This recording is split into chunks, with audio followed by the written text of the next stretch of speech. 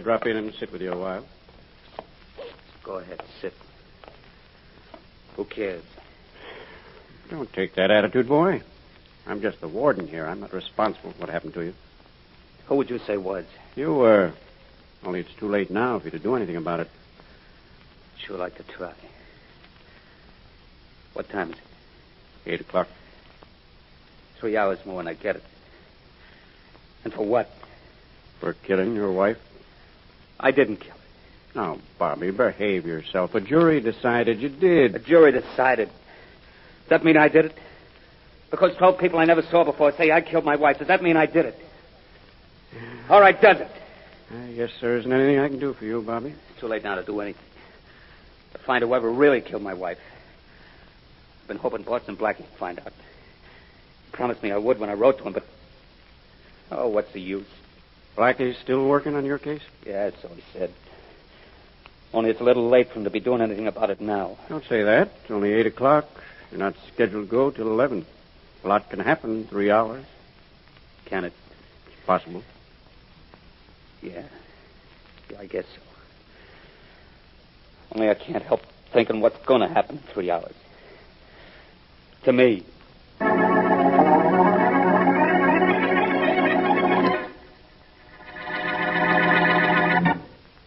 You're sure it's pure, and it's just as smooth? Yes, you're sure it's pure. CV's clear, clean taste tells you that and more. From your first sip of the smooth, creamy foam that billows on top of your glass, right down to that last delicious, full-flavored drop, you'll find CV bright and sparkling, light and lively, with the rich, robust, and full-bodied flavor of a real honest-to-goodness beer. A premium quality beer. Premium quality that costs you no premium in price. Our enthusiastic friend, whose voice you just heard, has a special message for those who are not familiar with the beer with the $1 million flavor. Just listen. Try it. Just try CV, and you'll agree there is no finer beer. You're sure it's pure, and it's just as smooth. Yes, sir, just as smooth. And now on to Richard Calmer as Boston Blackie, enemy to those who make him an enemy, friend to those who have no friend.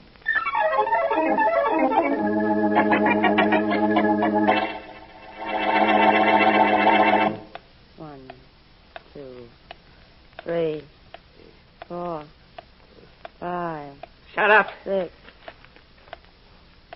What's the matter, Harry? Try to read. Hard to keep your mind on what you're reading, though, isn't it? Yeah. Do you happen to know what time it is? Yeah, sure. It's 5 minutes after 8. Look, Esther, I told you a month ago to toss that cheap alarm clock out of here and get one that doesn't make so much noise. Oh, I wouldn't think of getting rid of it, Harry. Why not? I like it. Because it's the first thing you bought me when we got married. I will throw it out. I'll buy you another one. Tick-tock, tick-tock. Listen to that thing. Listen to it. You listen to it. Yeah. 1, 2, 3, 4. Shut up. Shut up, will you? I asked you what's the matter, Harry. You know what the matter is. That's why you're counting off the seconds. Poor Bobby. I guess he's counting off the seconds, too, isn't he, Yeah. It's going to be executed in exactly 2 hours and 52 minutes. Shut up, will you? 1, 2. Hey, you see, I put it down all right on the floor where it won't tick anymore. Sure. Now maybe you'll throw it out, huh? Yeah, you stopped the clock, Harry, but it'll still be 11 o'clock pretty soon. You stop reminding me. And you know what happens to poor Bobby at 11? Hey. What's that? The clock. What? Just won't stop ticking, will it? What? Wants to remind you, I guess, that there's still time to save Bobby, if you have the nerve. Well, I'll stop it this time. I'll stop it if I have to pound it through the floor.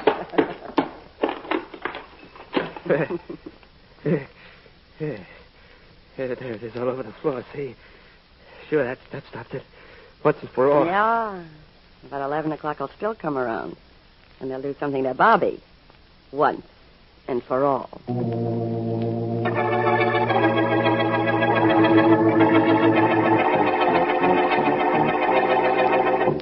This would happen, Mary. The one time I really want to see Farraday, I can't even find him in his office. Sergeant Matthews said he'd be back in just a few minutes, Blackie. I know. But if few minutes right now are worth a few days. It's already 10 minutes after 8. Why doesn't that guy show up? Blackie, how can he help you save Bobby Rogers? There isn't time. I've got to make time. Maybe the inspector knows something he hasn't told me. I certainly couldn't find out anything for myself that will help Bobby. And you're pretty sure he's innocent? Yes. But I know. Several people testified. He said he would kill his wife rather than let her go. Well, his wife was insured. And neighbors who heard the shot found him bending over a body with a murder gun in his hand. Well, the jury wouldn't believe he picked it up after he heard the shot and rushed out of the bedroom where he'd been sleeping. No, but I do. Why? And I've tried for a week to find something to support my theory so that I could go to Judge Waterbury and get a stay of execution. Only there's always... You let him in my office, Matthews? Oh. Yes, Inspector. That's what I like. Brains. Hello, Inspector. Hello, Inspector. Hello, Inspector. Hello, Inspector. Now, beat it, both of you. Oh. Matthews had no right to let you in here. We figured you could get in. Anybody ought to be allowed. Very whimsical. What do you want, as if it mattered? Blackie's working on the Bobby Rogers case. What's there to work on? He was convicted. He's due to die in, let me see, 2 hours and 45 minutes. Yes, I know. That's the reason I've got to work fast. Now, Farraday, you must know something that'll help me dig up new evidence. I might. Okay, you don't have to. But do you?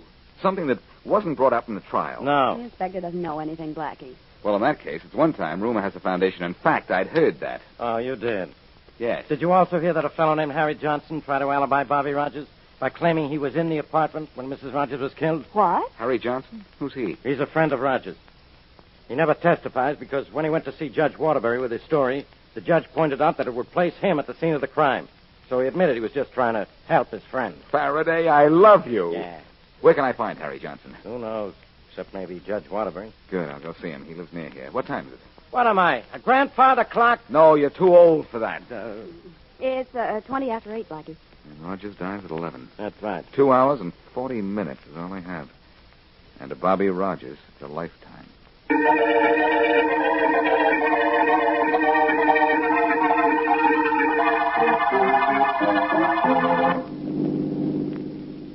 Nice night for a drive up the river, Jack. Yeah, it is. Air sure smells good. Too bad we're not bound for a roadside inn instead of the prison. Yeah. Say, Hank, you've never covered an execution before, have you? No, I haven't. Now, you won't like it, pal. You telling me?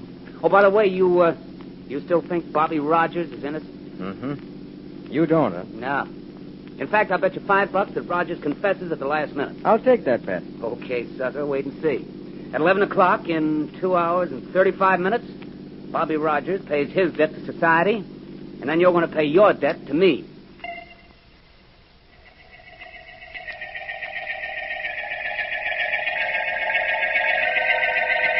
Judge Waterbury. Yes? I don't question your honesty for one moment. I hope you understand that. Of course I do. I understand perfectly, Blackie. But you're here in the interest of justice. Thank you. I've long admired what you've done in that interest, too. But, Blackie, young Robert Rogers was convicted of murder. According to the facts presented at the trial and heard by the jury, yes. But, Judge, if I bring you some additional evidence, will you do all you can to order a stay of execution? Of course I will, Blackie. But the boy dies at 11. That's 2.5 hours from now. I know that, Judge. What can you do to help the boy in just 2 hours and 30 minutes? Well, I'm not sure. I want you to try, though. Try to remember a witness who wanted to alibi Rogers. A man who came to see you. His name was Harry Johnson. What about him? I want you to tell me where he lives. I've got to get to him before Bobby Rogers dies.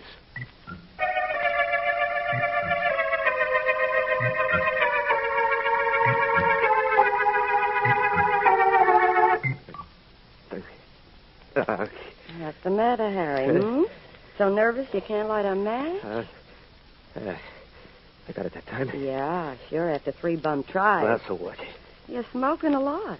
It's only 20 minutes off right now. 20 minutes of what, is it? 9, darling, not 11. Not 11 yet. I... Come on, answer the door, Harry. Probably someone for you. No, you answer this. I'm going in the next room. I don't want to see anybody. If it's the police or reporters, I'm not here, understand? I'm not here.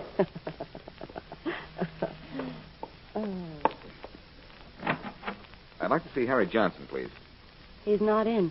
Are you Mrs. Johnson? Yeah. Who are you? Boston Blackie. May I come in? I guess so. Thanks.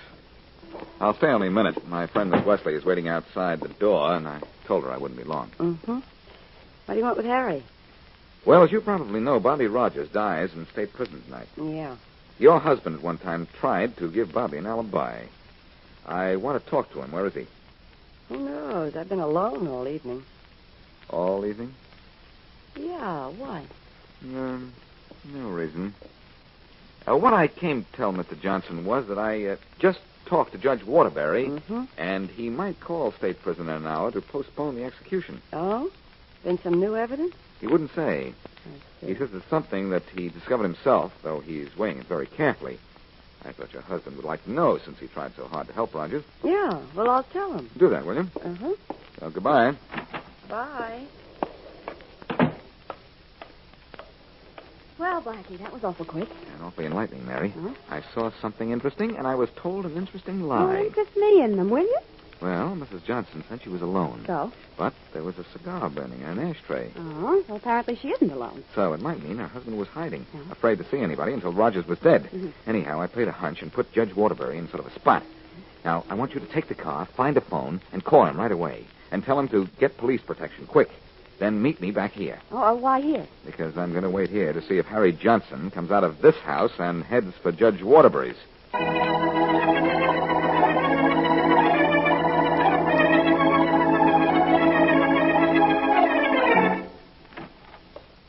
Harry, yeah, come out now. It's gone. And guess who it was? I heard who it was, Esther. Mm-hmm. It was Blackie. Wanted to talk to me, didn't he? Uh-huh. Did it make you nervous, thinking maybe I was going to tell him you were here? Yeah. I didn't like what he said Judge Waterbury could do either. Well, what can the judge do? Well, he can do plenty if he has even the slightest thing to show that maybe Bobby didn't kill his wife. That wouldn't be good, would it? No, it wouldn't be good, and staying here isn't good either. I'm getting out of here. Yeah. Yeah, go ahead. Yeah, sure. You'll run right into Blackie if you do. What? I watched at the window after he left. Girl drove his car off without him, and he's waiting in front for you to come out. Oh. Uh-huh. Well, he's not waiting him back, and that's the way I'm going. Hey, you better get out of here with me, too, so you won't have to answer any more questions. Oh, I've already planned to go. Yeah, that's good. I'll be at that rooming house on Beak Street. You know, where we used to stay? Yeah, sure, I know. Harry, Yeah. your gun. My gun. What about it? Might come in handy. A bullet would really sort of solve the problem of Judge Waterbury, wouldn't it? Yeah, sure would. Well, Harry, what do you want me to do? Draw you a picture?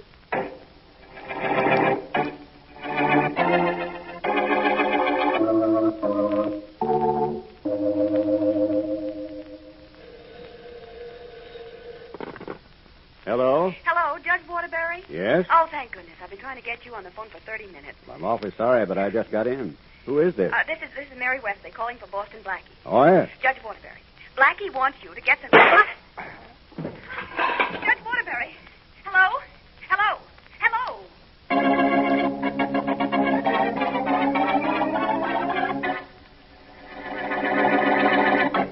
Light and lively, you bet.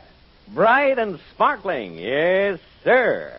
And it's just as smooth. Now, there's a description of CV's flavor that should make you want to pour yourself a glass of champagne velvet right now. When you do, you'll find your taste tempted by the creamy, snow-white foam that billows on top of your glass. And you'll see CV's purity in its pale, clear amber color, a promise of real thirst satisfaction. But don't just look. Taste it. You'll find it, as our enthusiastic friend says, bright and sparkling from foam to finish, with a clear, clean taste that makes you sure it's pure. A premium quality beer made with more costly premium quality materials, premium quality that costs you no premium in price. Remember, you're sure it's pure. And it's just as smooth.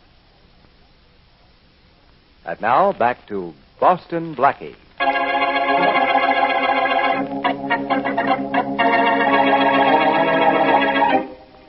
At 11 o'clock, Bobby Rogers is to die in state prison for the murder of his wife. Though the evidence points definitely to Rogers' guilt, Boston Blackie decides to do what he can before the fatal hour. At the home of Harry Johnson, Blackie sees things that make him feel certain facts of the case have been hidden, and drops a hint to Johnson's wife that the trial judge may stop the execution. The judge is talking on the phone when there is a shot, and he drops to the floor. As we return to our story, Blackie and Farraday are at the judge's home. Okay, Blackie. Are you going to admit you pulled a stupid trick, or aren't you? Faraday, all I was trying to do Excuse me, Blackie. Inspector Farraday. Yeah, Judge? I offered my help to Blackie when he was here early tonight. He merely accepted my offer. That's right. Had you shot at? Mary tried to warn the judge to get police protection, but couldn't reach him in time. That's correct. I was on the telephone with Miss Wesley when I heard a noise. I started to drop to the floor just as a shot was fired at me. And you didn't see who fired it? All I wanted to see was the floor. Well, we know who shot at you anyway, Judge. Harry Johnson. Blackie was watching Johnson's house, but I guess he got out the back way and had plenty of time to get over here while Miss Wesley was trying to phone you. Well, this certainly proves one thing. Bobby Rogers must be innocent, or Johnson wouldn't have tried to kill the judge to keep him from stopping the execution. That proves Johnson wanted Rogers to die. Perhaps. But, Judge Waterbury, what happened tonight should convince you that Johnson is our guilty man.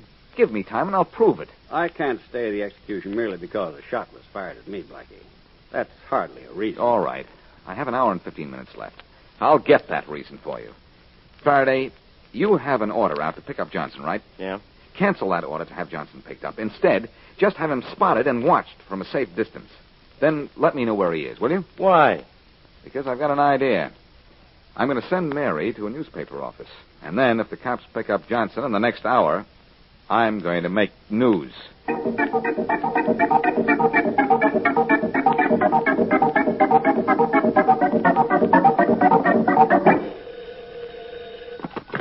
Hello?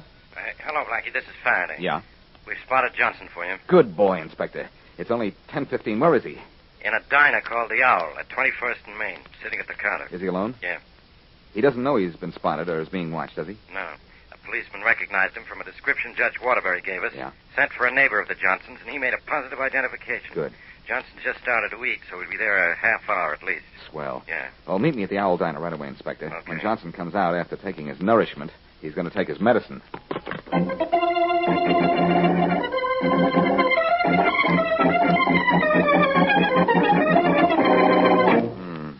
Owl Diner, Faraday said. I better get them on the phone right now. Giving up one phone book. Let's see. Oliver. Olson. Oh, here we are. Owl Diner.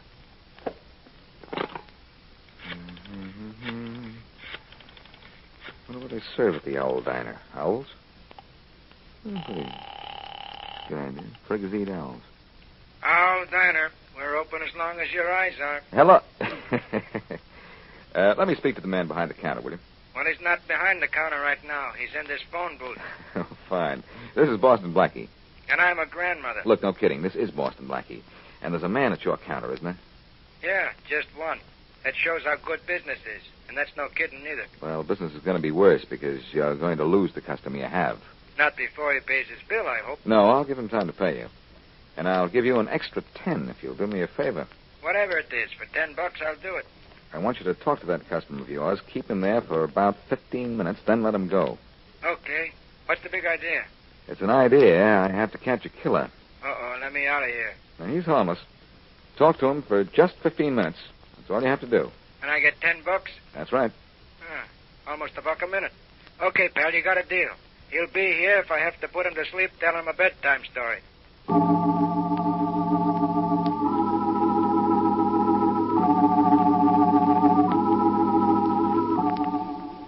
Well, finally. That's Johnson on the way out of the diner, Blackie. What happens now? Wait and see.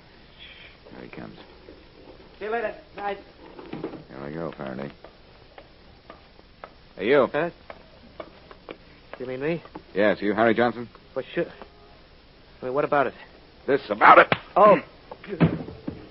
Okay, Blackie, you knocked him out. Now what? Now, keep him out till we want him to wake up, Faraday. Come on. Let's get him into that room in the hospital down the street where Mary Wesley is waiting to make sure that sock on the chin brings this case to a head.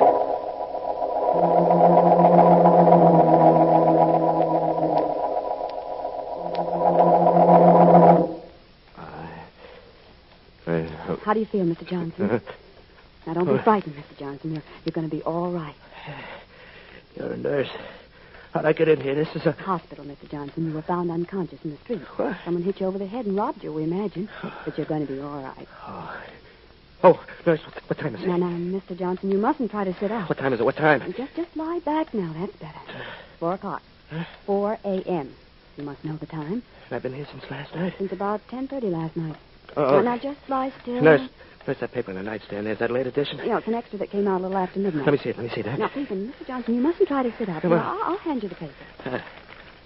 There you are. Yeah, Oh. Something the matter? No. Look, I want to make a phone call. My wife. We've been trying all night to reach your wife. What? We got the phone number from the identification in your wallet. Oh. But she isn't at home. Yeah, I know where she is. Let me have the phone, huh? All right. Here. Yeah, thanks. Oh, leave the room a minute, will you, nurse? I want to talk to my wife alone. Of course. I'll be outside, Mr. Johnson. Yeah, sure. You'll be outside.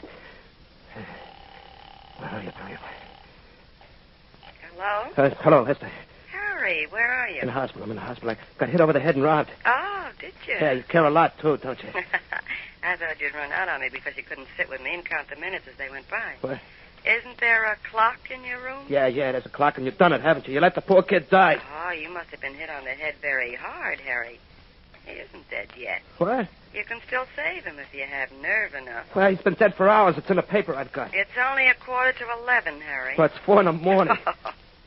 Well, if it was just 11:15, you wouldn't be so smug, because you know I could still tell the police you killed Bobby's wife. Oh, you jerk. It's only 11:15.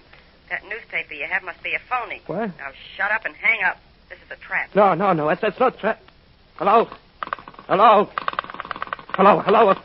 yourself, Johnson. What? Who are you?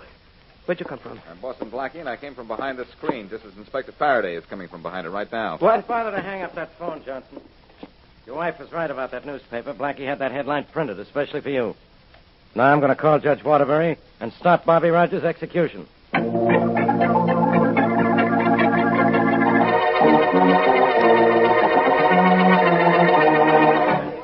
Bus leaving from Rampton for Albany, Syracuse, Buffalo. There she is, Faraday. Mm-hmm. The woman in the brown coat is his wife. Let's go get her.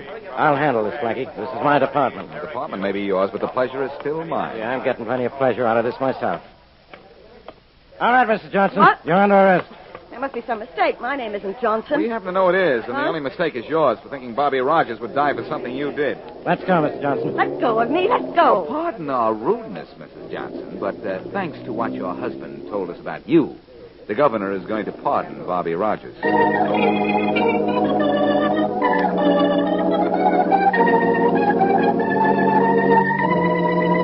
What are you thinking, Hank? You know what. What it's going to be like when the warden comes in and says it's time for us to go in and witness the execution. Don't worry about it. I'm sick about it, Jack. I got to file a story, and I think the guy's innocent. He wouldn't be going into the death house in 15 minutes if he was innocent. I wonder. I know. Well, boys? Oh. Warden Engels. Has Rogers made a statement yet?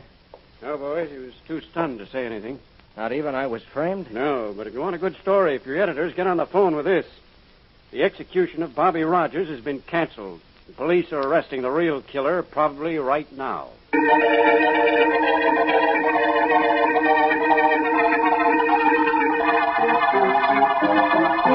Bobby? Yes, Warden?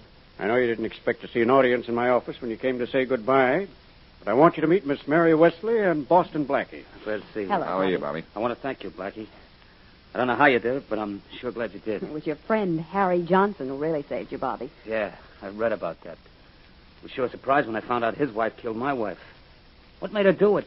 The paper didn't say. Your wife was deserting you to run away with Harry Johnson, Bobby. Mrs. Johnson didn't want that to happen, so she killed your wife. And later tried to kill Judge Waterbury to be sure you'd die. Oh, You know, Harry Johnson didn't want to see you die, Bobby. I bet. No, that's true. Yeah. During your trial, he went to Judge Waterbury to try to alibi you.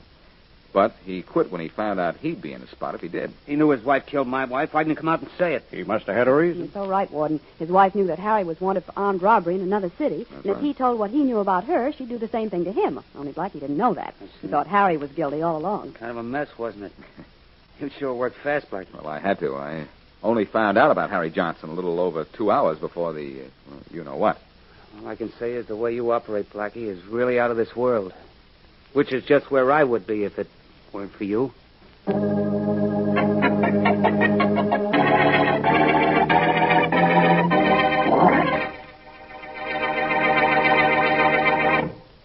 Premium quality, yes, sir. Premium price, no, sir. There is no finer beer, and it's just as smooth. And that's saying a lot in a few words. For Champagne Velvet is accepted everywhere as a beer of real premium quality. Here's why. Champagne Velvet's famous formula calls for only the more costly, premium quality materials. And CV is made the more costly way. No time saved at the expense of careful brewing. No cost saved at the expense of controlled aging. Aging that brings CV to you at the peak of its famous $1 million flavor. But CV's flavor tells you all of that. Full-flavored thirst satisfaction, of course. But more than that, CV's clear, clean taste makes you sure it's pure. Yes, sir. Proves premium quality at no premium in price. You're sure it's pure. And it's just as smooth. And now here's an example of what's in store for you on next week's Boston Blackie Adventure. I should have think you would have done that cleaning while I was away, Sarah. I'm sorry, Mrs. Trilling. Chances are you were out somewhere for the entire 5 days instead of taking care of your duties. You told me I could take some time off. Looks to me like you didn't spend any time on. But, ma'am, This place hasn't been dusted since I left. Well, I would have dusted today. I didn't expect you back until tomorrow. Obviously. Would you mind just moving a little, Mrs. Trilling? I'd like to clean the part of the rug that you're standing on. Is it all right if I stay in my own apartment? I didn't mean that, ma'am. I just want... I'll answer it. I'll get it myself. You'd better keep on with that vacuum. I'll answer the door, Mrs. I Trilling. said I would go. No, you can't. You mustn't. I what? You mustn't answer the door. I'll go myself. You stay here. Sarah, you stop pushing me. Please, You ma'am. take your hands off me. What got into you? Don't answer the door, Mrs. Trilling. You've lost your mind, Sarah. I'll attend to you when I get back. Mrs. Trilling, I'm warning you. Don't answer that door.